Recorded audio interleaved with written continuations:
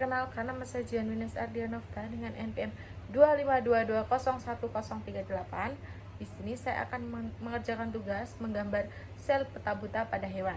Untuk alat yang saya gunakan, pertama tentunya ada buku gambar, kemudian ada penggaris, ada pensil, penghapus, dan yang terakhir ini ada pensil warna. Tidak perlu lama-lama, langsung saja kita menggambar.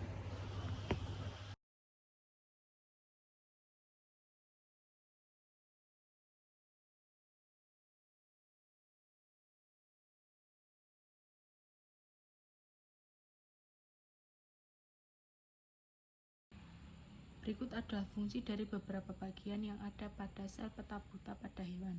Yang pertama ada vesikel pinositorik, berfungsi untuk membuat cairan dan molekul kecil berlarut dari luar sel ke dalam sel melalui proses yang disebut pinositosis atau minum sel. Yang kedua ada lisosom, berfungsi untuk mencerna dan menguraikan berbagai material seperti zat asing dan organel sel yang rusak. Yang ketiga ada vesikel yang dibentuk oleh badan Golgi, berfungsi sebagai kantung transport untuk memodifikasi, menyortir, dan mengemas molekul-molekul seperti protein dan lipid untuk dikirim ke bagian sel lain atau dikeluarkan dari sel. Yang keempat ada retikulum endoplasma kasar, berfungsi untuk menerjemahkan mRNA menjadi protein. Setelah sintetis, protein akan mengalami pelipatan dan modifikasi seperti glukosilasi dalam rek. Yang kelima ada retikulum endoplasma halus, berfungsi untuk sintetis lipid termasuk fosfolipid dan steroid, metabolisme karbohidrat, detoksifikasi racun dan obat-obatan, serta menyimpan ion kalsium terutama dalam sel otot. Yang keenam ada membran sel, berfungsi sebagai penghalang semipermeabel yang mengatur keluar masuknya zat ke dalam dan keluar sel. Yang ketujuh ada mitokondria, memiliki fungsi yaitu menghasilkan energi melalui respirasi seluler.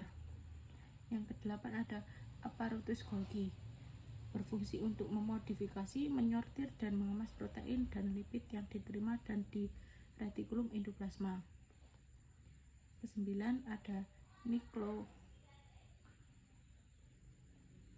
nukleolus berfungsi sebagai tempat produksi sintetis dan perakitan ribosom serta untuk transkripsi RNA ribosom.